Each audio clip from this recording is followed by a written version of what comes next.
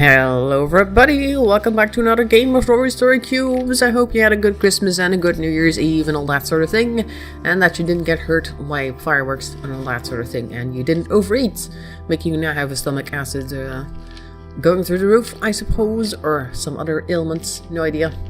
Hope you're happy and healthy, and if you have any New Year's resolutions, make sure to stick to them this time so you don't have to make them again next year. Either way, let's go do the stories. I'm going to start right away with these dice over here. There they are, that's 4, 6, 7, 8 and 9 over here. My New Year's and Christmas were fairly quiet, as they usually are. I tend to go visit either one of my parents on one day and the other on the other, because they're divorced, so I can celebrate the holiday twice pretty much. And this year I was at my mother's for New Year's, and they live in an area where there isn't really much like young people. It's mostly old people, and old people tend to go to bed around 10 or something, or 11, even on New Year's Eve. At least the ones in their neighborhood seem to do that. Either way, there were no fireworks, not much. And there was a lot of fog, so the fireworks that were out there, couldn't see them. So that was great. Still, had a reasonably good time. Nothing bad happened, and everything was fairly pleasant, so that was good. And now we're on to the new year. And I don't really have any New Year's resolutions, other than just to get goals. I guess I want goals rather than resolutions, because goals are something you can work towards, and resolutions are things you can fail at. Yeah. That's pretty much it. That's my reasoning right here. Okay, so as per usual, I'm going to roll some dice, and once I'm done lighting them up over here, you need to pause the video and then come up with your own story and post it in the comment section below. I would like to read them. Now let's get started and actually roll the dice, which is something I didn't do for 2 out of 3 stories last time for no particular reason. Guess I was in a hurry or something. I have no idea why I didn't realize that until we're ready on the 3rd story. Anyway, all that out of the way, let's get going. Here's the first bunch. Here's a television. It could be a hard monitor with the thing over there. Here is a basket. Baby basket, not a picnic basket. A bear trap. And this looks like something breaking, but it could also be like a Kit Kat or 2 gold bars. No idea. That's the good thing about creative stories. You can pretty much do anything with it you like. Next 5. This looks like a shoe. I don't think we've had these 2 ever, so that's nice. Here's an arrow. Here is a hand. The shoe with wings, by the way, like Mercury has them. Here's a rat. We've had him before. And the magic mirror. Alright, so you know the drill. Pause the video here, take a look at all these things, and then figure out what to do with them, which is exactly what I'm going to do. But first, I need a person who's going to be living through this story. Let's see, now what should we start with? I flipped them. That's what it was. Now, let's see. One day, which is usually how things start, there was a baby in the crib, right there. And when he grew up, he was told a lot of times that he should stop doing all those ridiculous things, and he couldn't have a rat for a pet and all that sort of thing. And if he would go out in the forest, he would probably get lost and get stuck in a trap somewhere, so he needed to basically stay home and watch TV. That was basically it. Because everybody around him was like, nope, you're going to get in trouble if you go outside. We can't trust you. You don't appear to know what you're doing most of the time. Even though they're not really, like, being truthful. Sometimes parents are a little bit too protective, so in this case that's what was happening with this poor kid. And indeed, one day when he went outside, he tripped on something when he was running around really quickly, and he did break his leg, which is a bit of a problem. Also, Windows Defender is telling me that I haven't scanned my PC in a while. I should probably do that. Well, let's see now, we'll do that later. I said he broke his leg after running, because he saw a movie where this guy was running around really fast, like called Flash or something. And he wanted to recreate that, but he couldn't find, or at least he couldn't run as fast as Flash did, even though he liked to imagine that he did. And he looked behind him to see what he tripped on, and it turned out to be a fairly sturdy arrow stuck in a tree. Of course, he was a little bit not concerned with the arrow because he had broken his leg, so he crawled back to home, and all the people that he lived with were just confirming all the stuff they'd said before, and they should just stick to the TV and not do anything crazy. And he went to the hospital, had his leg bound, and after like a few weeks he was able to take the cast off, and he had to walk around to practice, go to a physiotherapist, etc., etc. But once he was done, he thought, you know what? That arrow, it came back to mind. He's like, you know what? I want to know what this arrow is all about, because I don't think I've ever seen anybody running around with a bow. So how is this arrow stuck in a tree in the middle of the forest, and is it strong enough to trip me? Strong enough for me to trip on it and break my leg? So he walked to the forest this time instead of running like a crazy person, because he didn't want to break his leg a second time. And he went back to the arrow, he found it, because he was able to retrace his steps. He knew kind of which way he had gone. Of course, it took him like twice as long to get there this time, because he was walking carefully. And he looked at the arrow again and saw that it was stuck in a tree which had a little hole in the bottom. And he looked down to see what the arrow had been pointing at, or whatever the person who was shot at him was trying to shoot. And he found a mirror, which he thought was very interesting looking. It looked kind of dirty. But he decided to take it home with him because it was his personal treasure, and he kind of saw it like as compensation for having broken his leg earlier, trying to recreate the Flash. There. So he took it back home with him, and he sat in front of the TV with the mirror, and he kind of polished it off because it was a little bit covered in moss and a bit of dirt. You know how things get dirty just for being in a forest for a while. If it rains, all the stuff comes splattering off of the ground and lands or whatever is nearby. That's what the mirror looked like. So he polished it, and as he polished it, something came out of it. Like a genie. I don't have a genie die here, but we'll just say a genie came out, and he was like, oh, what the hell's going on here? First he thought it was a special effect of the movie I was playing in the background, but it was not on the screen. So he's like, oh, what the hell's going on here? Stop and identify yourself for person. And the genie's like, okay, well, I'm not here to do anything bad, but apparently you summoned me, and I don't know where I am right now, but guess I'm not in the forest anymore. Anyway, hello, I'm the genie, and since you summoned me, I have 3 wishes for you. He's like, 3 wishes? That sounds pretty cool. So he looked around himself, and he was like, okay, all these people around here telling me that I can't do anything, and I'm going to break my legs and all that sort of thing if I do like something dangerous or something they consider to be dangerous. I'd like them to disappear. And the genie's like, okay, no problem. And he waved his hand, and there was a slight tremor in the air, and then he went looking around, this guy, and he found that his mother wasn't there, and the big brother, I guess, upstairs wasn't there, and his dad wasn't in the garage anymore, and the aunt that lived next door also wasn't there. So all these people that he had known to be bad towards him, they weren't there anymore. Other people were still there. I mean, the delivery people were still there and all that sort of thing. Another thing that was also still there was the bank account that his parents had, but he knew he wouldn't be able to access it if they asked for like identification, because it was in his parents' name.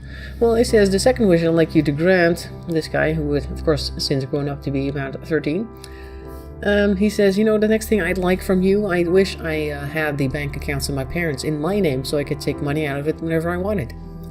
And the genie says, okay, that's good. Your wish is my command. They are now your bank accounts. And he's like, okay, that's cool. I guess that's pretty cool. I mean, there's money in there. I can do stuff with that if I want, but it's a finite resource. So if you could like maybe grant me a wish that I get like $2,000 in there every month just for being me, that'd be cool. I could pay the bills with that, and I can do whatever I wanted with it. Wouldn't have to go to school or get a job. And the genie says, okay, but if we're gonna do this, why not give yourself a little bit more money? I mean, 2,000 is nice to survive on and all that sort of thing. But I mean, I've had people before, and they wished for reasonable amounts, and they weren't happy afterwards. So maybe a little bit more. And he says, you know what? You're probably right. Why not give me 20,000 a month? And the genie says, that sounds better. Your wish is my command. And so from that day on, I mean, he kept the mirror, but he wasn't able to have him grant any more wishes, the genie, because he had already had 3 wishes. But he had the house to himself. He had nobody around him telling him that he couldn't do something, and he had all the money he needed for no reason really, other than having found the mirror after running around and breaking his leg. Don't try that at home, because that is dangerous. Anyway, so that was the first story. Happy end for some people. Other people disappeared, but I guess if you're no longer in existence, you can't really regret that, because you're simply no longer in existence. So there. so that was the first story. Alright. Okie dokie, I'm gonna move these aside so I don't have to select them a second time today, and I'm gonna grab 9 new dice to work with.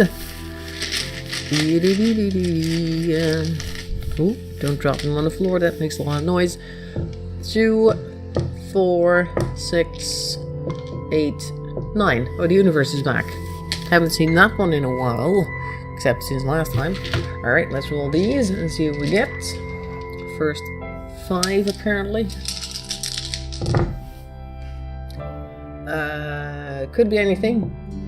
Snow globe or something. Somebody pressing a button. And here is a flower. And here's an imp. And here's some medicine. And here is somebody holding up a present. I think this is a present. Oh, that's kind of festive. And here is a minotaur. And a whip. Or snapper. And somebody who looks happy. There you go.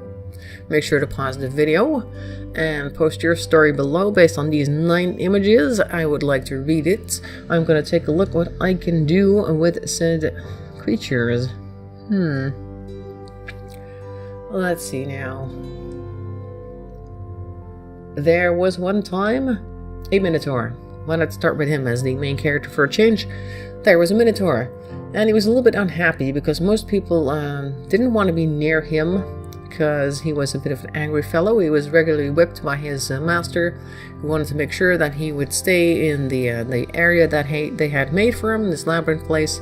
But occasionally he would try to get out and talk to people. Sometimes he would pick a flower and give it to somebody, but they would run away because it looked scary. Even when he smiled, it was a bit scary. But then the master would come along and whip him back into his place, because that was not good for him to be out and about. Anyway, one day, he was a little bit sick, and his master, being not completely evil, brought up some medication over here so he could get better, because he did have a job to do in the labyrinth. He needed to make sure that nobody else got to the center of it, or when they did get to the center, that they wouldn't get to the prize that was in the middle, a chest full of gold, which the Minotaur didn't really care about because it wasn't his, and he couldn't do anything with it because he couldn't leave the labyrinth. Anyway, so he's sick and he got medicine, and he stayed in bed, and for a while the medicine worked, but then the bottle got empty, and the master was like, okay, I guess I'll have to go get some new stuff. And Minotaur was like, okay, thanks. And he laid there for a while, but then he thought, hang on, if the master's not here, that means there's nobody to whip me when I try to get out. That is an interesting thought, he thought to himself. So he snuck out. He did bring a blanket because he was still feeling fairly cold. He snuck out, and he found that there was indeed nobody at the entrance, so he ran away. And he picked a new flower because he wanted to make friends. And after a while he found an imp. And the imp was just kind of sitting there minding his own business. And the Minotaur was like, hello, I've got a present for you. It's a flower. And the imp was like, okay, that's nice.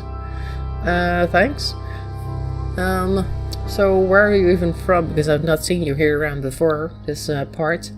Minotaur's like, okay, I guess that's normal because I usually live in a labyrinth. But he pulled out a map, or he drew a map on the floor. It's like, okay, here's the different trees and all that sort of thing. And around here, there's like a little entrance, like a grove type entrance. And through there is a labyrinth, and that's where I live normally. But I just ran away because it's not a fun place, because my boss tends to whip me. And I really don't feel like going back. So if you ever want to come have coffee, you're going to have to go someplace else. Because I'm looking to move, and I don't really know where I'm going to go just yet. But it won't be here. Okay, says the imp, that's an interesting story. So, why don't you hang out with me for a while, my place? Because it sounds like you're in a bad spot, and I don't like to see people get in trouble. And Minotaur is like, okay, that sounds pretty cool. Sounds reasonable, you sound like a nice guy. And so they moved in together for a while. And the Minotaur went on like these home sites, what were they called again? Real estate sites, and they looked around, they found a nice place that wasn't too far away at the edge of the forest, and it had a few rooms and a little garden, and he was happy with that. And he moved there, and his friend would occasionally come over, and first of all he helped him move because he was an imp and he had magic, so he could teleport stuff, which is really handy, by the way. And they would visit each other and exchange gifts, And they never heard from the master ever again because the master had come back with the medicine, but he hadn't found the Minotaur, so he had to go sit in the middle of the labyrinth himself to make sure that nobody got the gold, because his help was no longer there. And these two lived happily ever after. These are words I cannot pronounce. They lived happily ever after. There, that was story number 2. Another happy story, except for one person, but that one kind of deserved it, so it was okay in the end. Alright, so I'm going to put these guys aside over here. And we're going to go for the next 9 dice. I tapped the microphone, I should edit that out. Next 9 dice over here. Oops, almost dropping that one. Here is this one. This is 3, 4, 5, 6, 7, 8, 9. Excellent.